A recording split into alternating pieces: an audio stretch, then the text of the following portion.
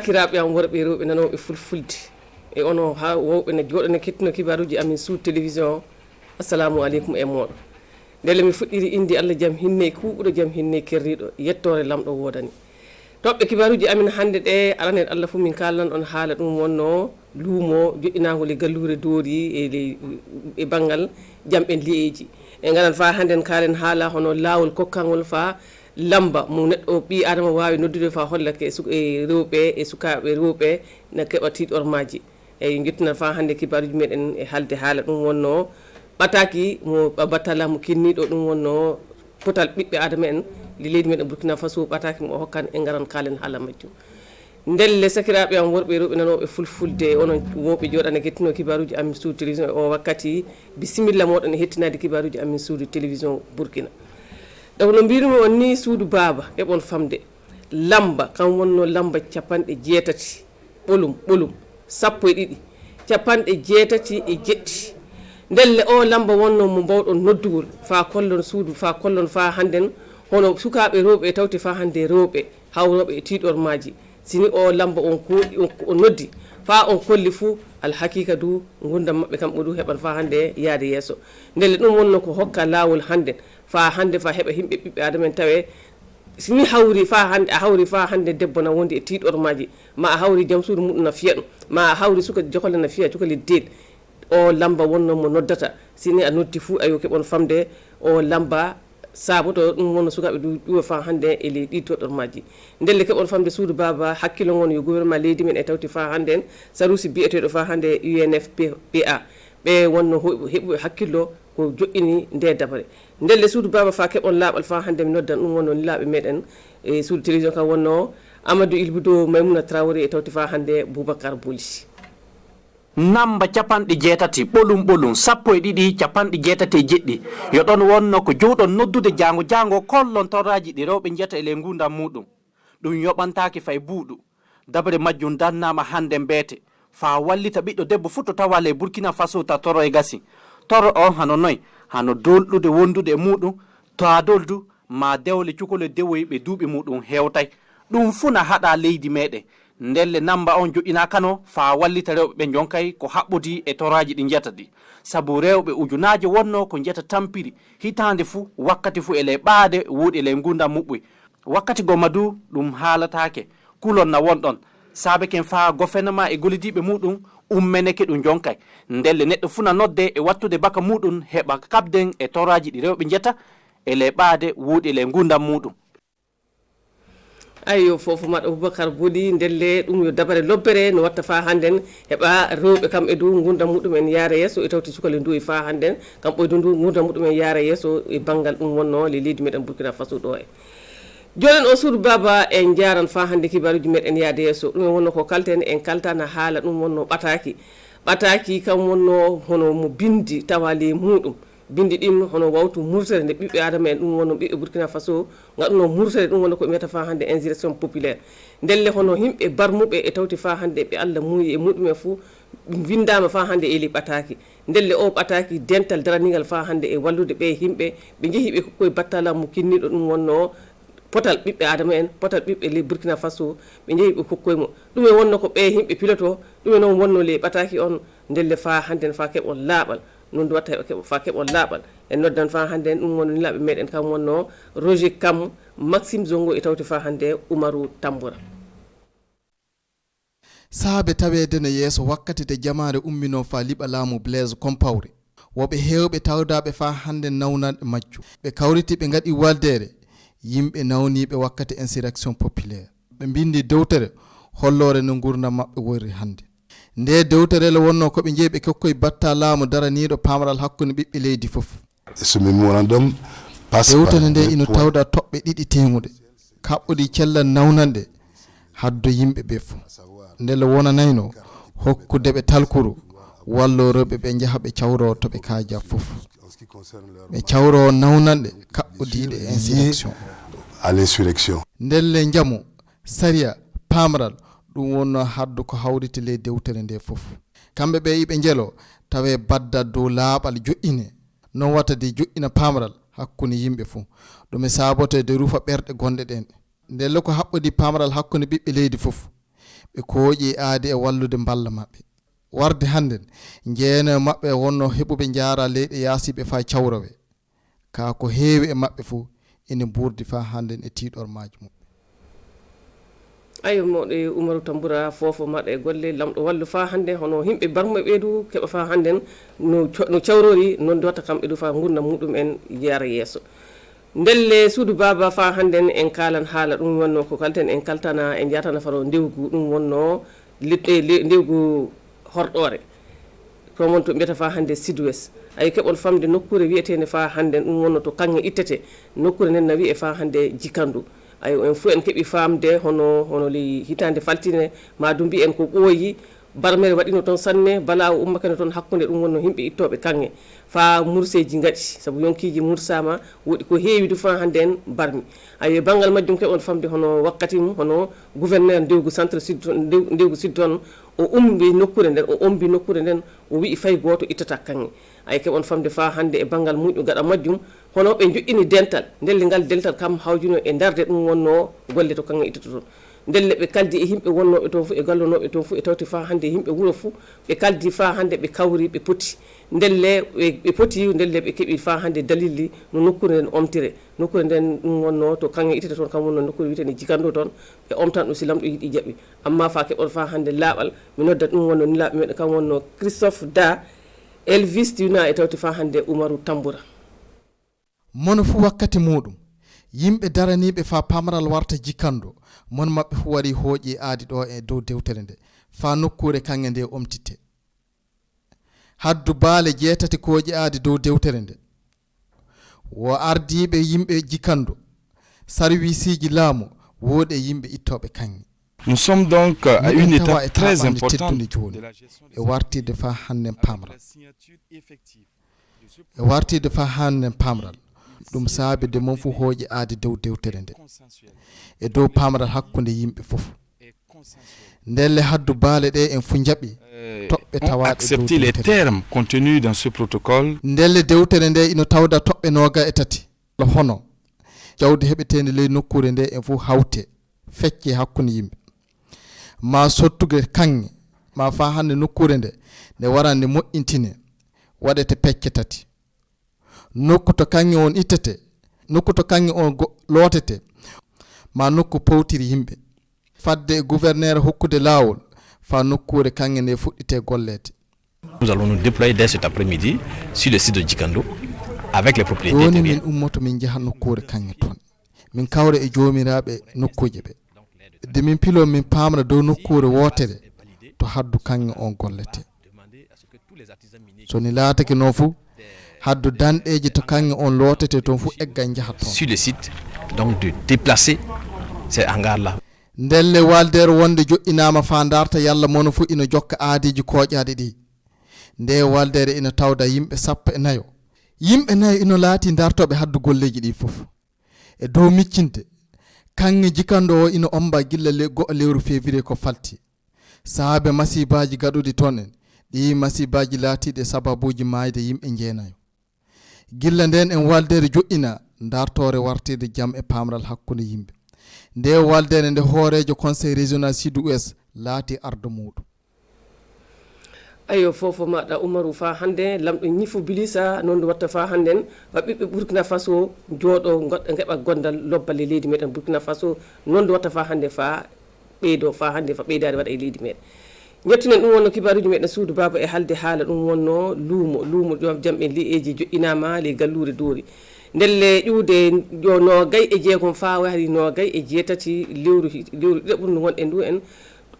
service biyeteɗo UFC doori waɗi ɗum wonno 16 luumo ɗum wonno jamɓe li'eji kamɓe woni jamɓe somayji ndelle ɓe gaɗi ɗum fa hannde e manda yalla toye wonno darde gondal ɗum wonno darde gondal lobbal ɗum wonno lunde nde wonno ko jamɓen ɗum wonno wonɓe le ndewguji kamɓe to wonno lunde muɗum ndelle fa hannde fa keɓon laaɓal suudu baba noddam bandiraɓe men ɗum wonno tawaɓe toon kam wonno Ibrahima Kagone Pinidie Sanu e tawti fa hannden Boubacar Boli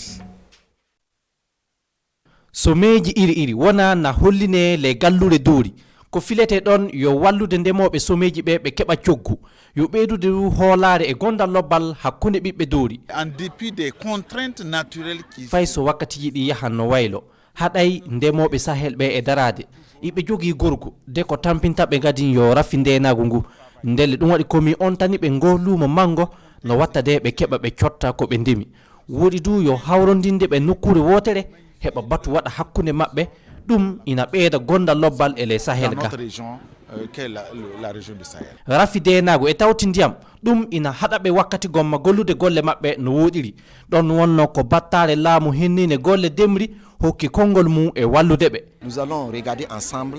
qu'est-ce que nous allons faire et quelle stratégie nous allons mettre pour min kawrita min daara dabare hanude darnede heɓa wallite ɓe gureɓe sabu ɓe ciini sanne naɓe ndema awtilde ndi yimɓe miilatake na wawi tawede sahel min jii ga pomde dere albasal en ankay ko wawi wennude nema fuu ina wawi tawede ga eɗe mbawi wiude ke sahel na jogui jawdi woɗi so Allah jaɓi min ballanɓe. Donc il faut vraiment avoir le courage et accompagner et nous allons les accompagner. Pamonke yo fedde hawrondinde diinaji le gallude doori kamɓe e jiiti nde dabare ɓe keddoken ɓe gaɗani groupemaji golloji golle demri moƴƴere ɗum fu fa hokka ɓe gorgu e gollude fa ɓurani fa sahel meɗen ɓanto.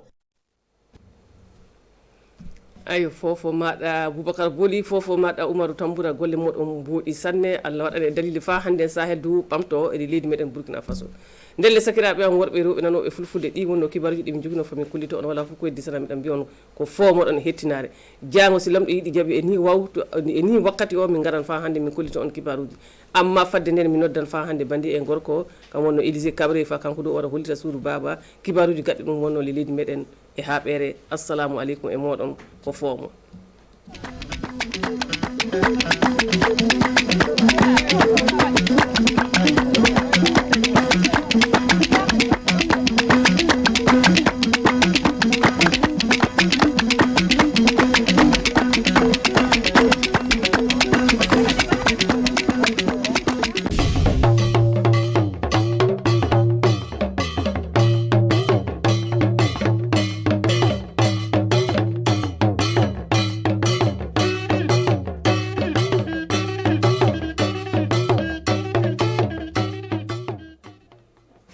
Rapa parba ramni se fansanta ton konne ton wakar kangal pusila ni winiga kibaya zura de la woto ya rarab sin yakke na orpila yop sobla woto sayer solma poka nawa ozin kwadba tumde la piraba ne bumla ningab somana zuko ya tika ni nimbuida na ton envoyer ne tabla fi poka sahel solma edna tibar kibaya runana nogo nguliyamba ti alokto yule sembebe pama europa le europa kan point adia tumti mbebe topte man ve sur buto tole simbonti analyse ramba reni kiu ninga son logo wa foru kiura sampisi ila yopoe la milisi ninga sengeta la foyele tipake ro kanga Keng Tauri, Wersid Kibaya Mosan, et William Nananda, ti mouvement Agir Ensemble, la conseiller Ramba, Nep Segoun Kasam Sambonti, secrétaire général Ramba Talasek, Wakar son l'Europe Sek Zukoya Rabzina Netaba, Nambalangue se votre Ramba son Lora 5 Toto, la blé bronsière la Menga, 5e, Neme Damba Vota son Wata, Tibala Tonobeoro, Santa Zabri, et tout nota Senzinbene, Ya Gérard Somehne Umudialo, la Tipam Venama, ne mouvement Agir Ensemble, na Podra Soba Salifa Wedrago ton ti matabruna ton ya bureau damba pa secrétaire professeur Ramba ti mtaban na ngese ton son dogote ka ton parti wan dogote ka boyna bala ton romane ti soma ti pays soma ti kose boyna ton na mane ton on demse bala edmana élection hando saba ya tira ni ton ton meton zin ngomnan taba sakaltaba la man point voilà donc ngess ton man bo moninga timanre le lor pour élection me waté ya tira ni ton tire ton zin ngess sont pas ton yi soma zame te ton man ata yi soma bewo voilà la répartement ne président taba ngomnanta mabidu sambidu sakaltaba la kontaba yambe Rendi ya naor pila yop sabla woto Union Fraternelle des Croyants de Dori kwekwe UFC sa enyakrare na wogzen kwarba sambe Sahel Solma a singa wo furi kiura sampisi la yop son Laurent Tekara sampisi la ni zuko yab son ticket mais na modramen librement yilen ton na taba envoyé sous le bouton tour net fantoum de sans sombe en yes soba len raya sin yakoto ar Solma taw dam se kam na zin be senti da ko ba taw damba la tumnata sin bene adia Ibrahim Kagone ne pinidie Yanu la tumnata Pierre Witrago na contre la veine auto ya carotte chou oignon wa fa gil kepia zin rab son ko dori un tunugnan kien sabraga nor pigla yob saba ob son ticket ya zin quad baraga Sahel zin quad baraga En dépit des contraintes naturelles qui se présentent, les imimti nizule sabu to rab sinyate Sahel solomwa je quad ba nidgra panga o manda tumnere la yemi metinyo kokolo kalga adaya bumbu sinamre pumda poke len ya waziba ti ton ges na kende ngi snan ton on teleba o pumda pousse en kiti sinen ko mzuro ko sintika e de voyem nentaba ma bilam ba bilam pora aria bum sinanya Sahel ze kwad la région du Sahel. Venra nyo kokolo kalga no ko makalgo adaya bum sinya sababo ti ze kwarba tumda. Nous allons regarder ensemble qu'est-ce que nous allons faire et quelle stratégie nous allons mettre pour accompagner ton nangesame no kinda bu totoros nan chiki on togo nyakba je kwadba pom da kyang tawre it's wa warnya pom de terre si ya pom de terre nere ti sampa Sahel sol mala kwada of san kyang region to potem pam pom de terre kangai nya oyon gabto albale nen kumba on tun tikin yelame ti Sahel sol moi ya region sinya nyot zinga sun tun tik on nyak ndir Burkina Faso nen buida rin métonisme serra nya ga kwadba. Il faut vraiment avoir le courage et accompagner et nous allons les accompagner. Ya banti wanan to ambase je kwarab sani de panga tum da point o pama kunis nantelba obzinra tum poka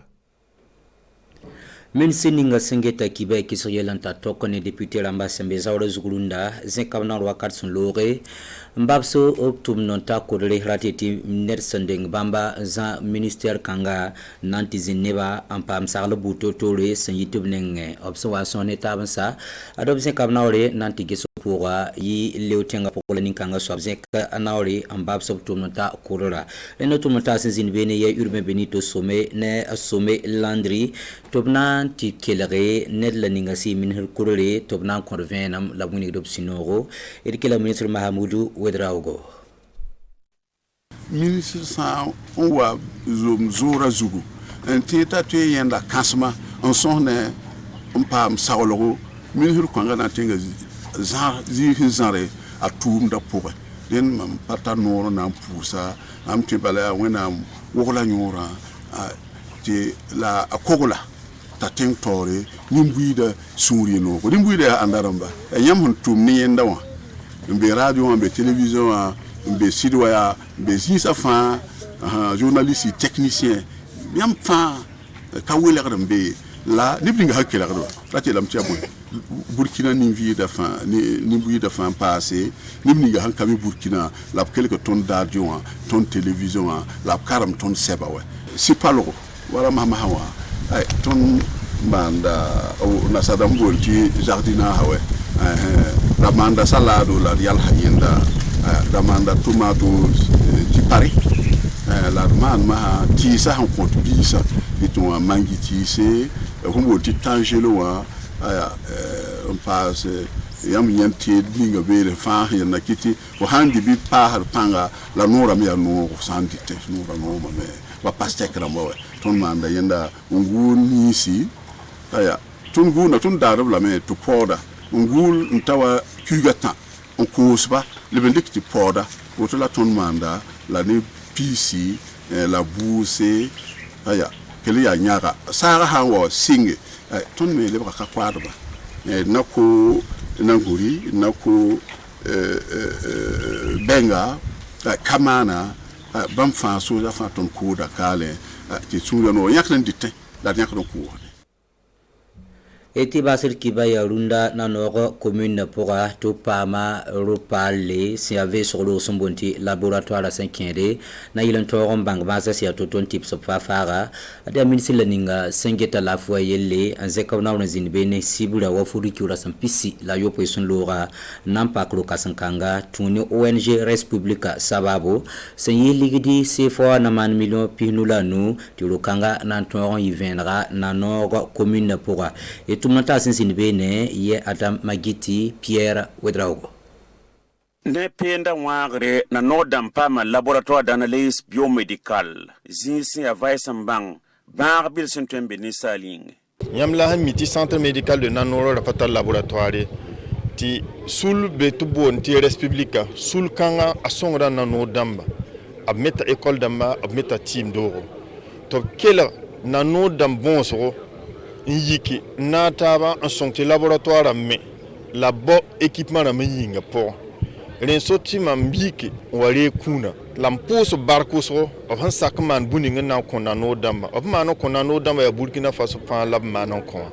la leyele ti wona passa tare la le bon tunma to modron zan kuna soma la bon nimbuida to modre te bamme han wakana laboratoire na bo tipro bubke les anziga soma na yelenti neninga han songra tonna bureau buble bam pasa budu na yelenti na no damba fa kelem pam lafi roga mebo ne tum tedo ada bum son wana nyak la tel sol manem boido abla fi abweng depuis 2017 ton ha pak sem urbain ton da Qatar laboratoire mi tipsa eti CM ça veut dire médecin bébé la médecin wa atuma wakato examen am la somme mi bonse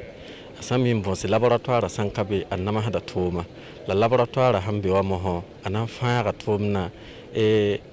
anama na nimbida jim na nyakame rorum na nyakame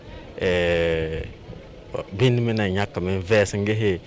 babokom bébé na yelenti lokotora ton ngolo team hen sekata roga L'Église sin kensa poranta million plus $. Ministre Rika Sardo bamnya renentelro na no damba lafia bo wenge. Zin porin tom tondo ni sna watum laboratoire wa o wini ko la nembuida. Sabi sirpusi labar ke sizin ndiko yana zinin kiladat kesa kiba ni mora yala da kanan dunda la kiba ke den kenga da tawre tam tum nun taga sungalo watara zembe kane na zompare ti zul same pa ma blende um konta yam seka bi biuro winturo wakate yi bo se watn liya sawila wena gana zamana lafi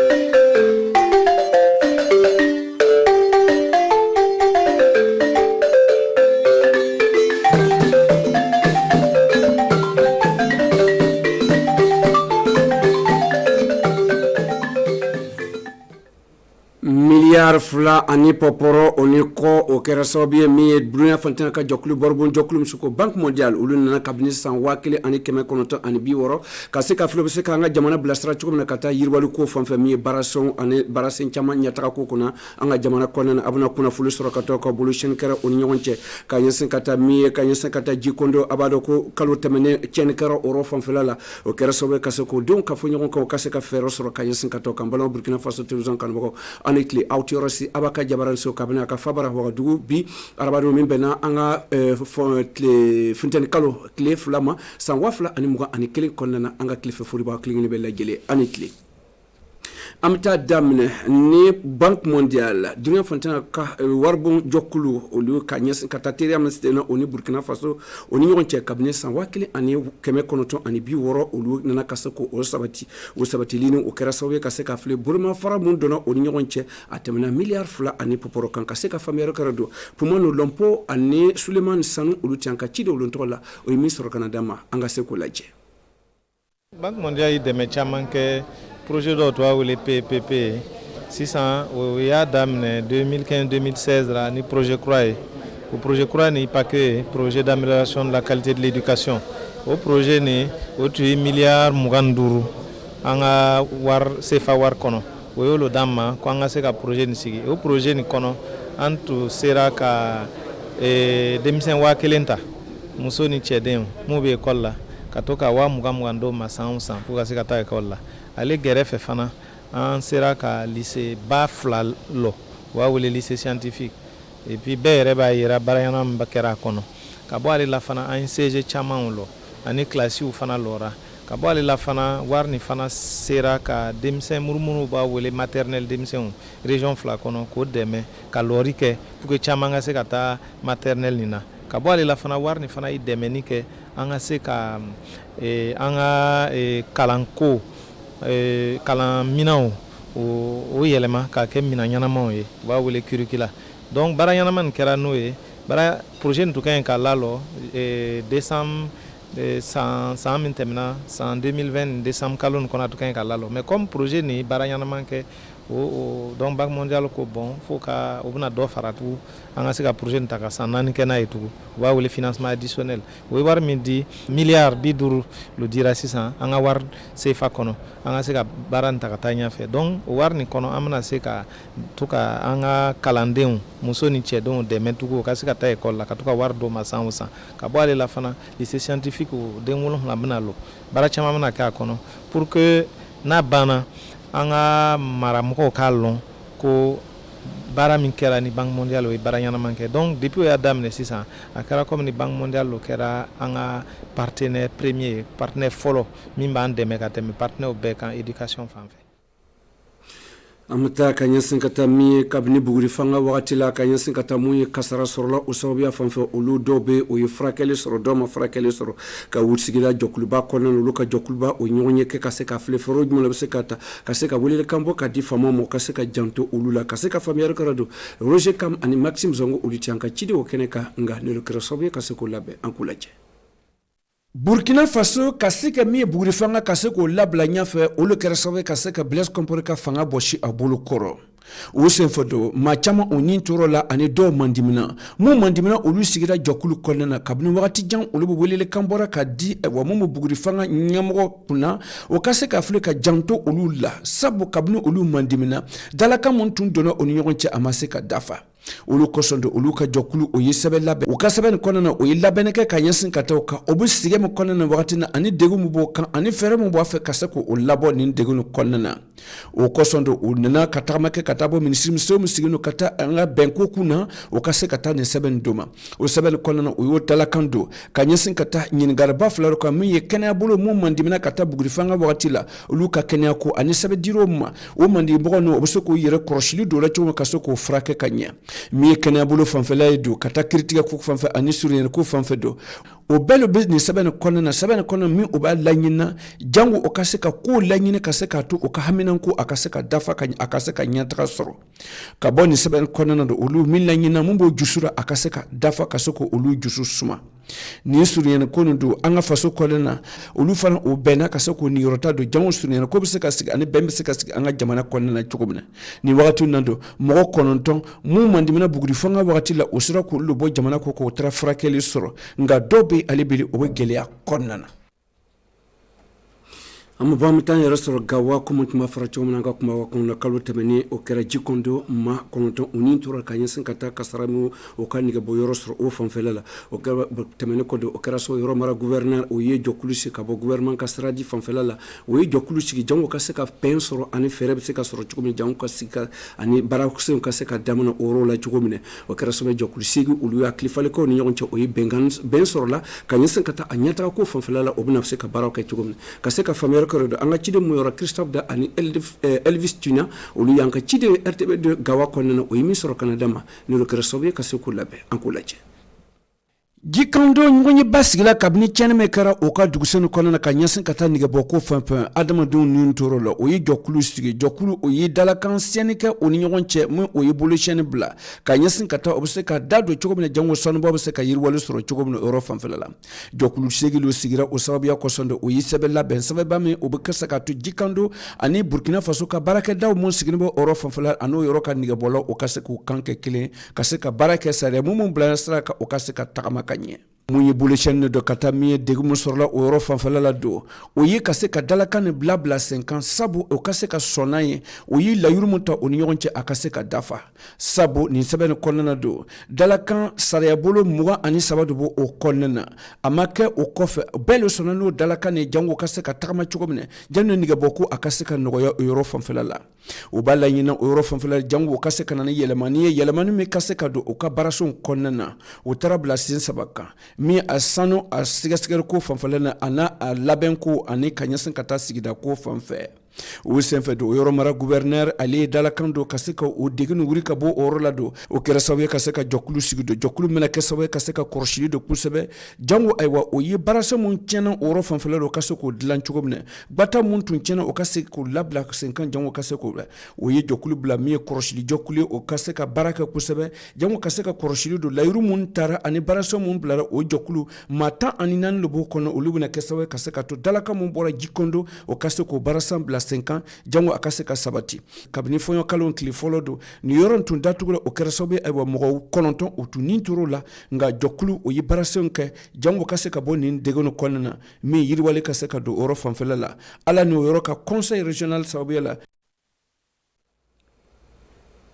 an bɛ taa an ka cibari laban sisan an bɛ se kana ka yira k'a fɔ ko min ye wagadu kɔnɔna na min ye politique jɔkulu ko mouvement agir ensemble olu ka ɲɔgɔn ye ba kɛ sibiri don tɛmɛnen min bɛnna an ka fɔɲɔ kalo tile 27 ma o ka ɲɔgɔn ye kɔnɔna na ka se ka fili fɛɛrɛ jumɛn u bɛna se ka ta ka min ye ko bɛ da lasigi film ko bɛ da kala film min nana an ka min nana wa ka se ka taa fili u bɛ se k'o labɛn cogo minɛ o sababuya kɔsɔn don ka se ka fili kana janto wa degun mun bɛ ka se k'o cɛtiri o kan o ka fɛɛrɛ ɲini min bɛna se k'o ka politique jɔkulu ka se ka ɲɛtaga d'a ma ka se ka kubuda caman sɔrɔ ka se ka faamuyali sɔrɔ kɛw la don Gérard Sonu ani Umu Jalo olu ti an ka ciden o kɛnɛ kan o ye min sɔrɔ kana d'a ma an k'o lajɛ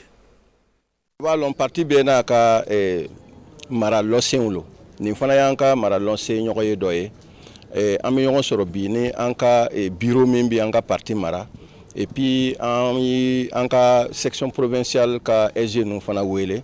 walasa ka an ka parti kuma kɛ a b'a lɔn an wulila san 1 ni kɔ lo an taara élection na élection banna bon mɔgɔw b'a miiri ko agir comme an ma fanga sɔrɔ a bɛ cogo di donc bi an b'an ka marabagaw bɛɛ lajɛ ka kibaruya di ka kibaruya fana di duguma o k'a lɔn ko agir a bɛ agir ensemble a sigira cogo min na ko a bɛ yɛlɛmani fɛ Burkina a b'o cogo la a sigira cogo min na ko a bɛ fɛ Kadiri ka kɛ président ye Burkina Faso yɛlɛmani ɲuman ka sɔrɔ dungu ka fa ka sɔrɔ marako ɲuman ka kɛ fɛn min an b'a fɛ jamanadenw min kama dugu ni a tɛ taara ɲɛfɛ a ka yɛlɛma pour que o k'a lɔn ko an b'o sen kelen ninnu kan an bɛ taara o sira kelen ninnu kan donc bi na président y'a fɔ cogo min na an bɛna ɲɔgɔn ye k'a fɔ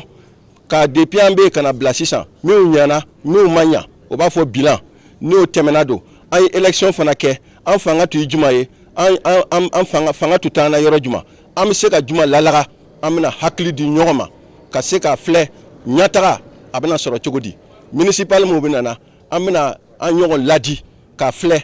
min y'an jɛ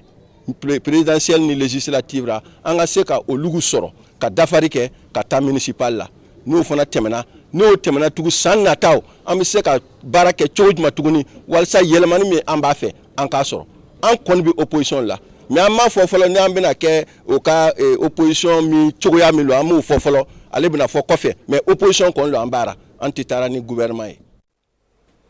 bana Burkina Faso television karibɔ an bɛna an ka bi ka tile fɛ kunnafoli cɛyan tɛ nka an ka baara bɛ taama ni alibele n'ala ye sini yirana n b'aw sɔrɔ sɔgɔma fo kɔnɔna na ni tile fɛ ni wagati tile na aw kelen bɛ ani ce a ka lajɛli la ala kan bɛn sini ani tile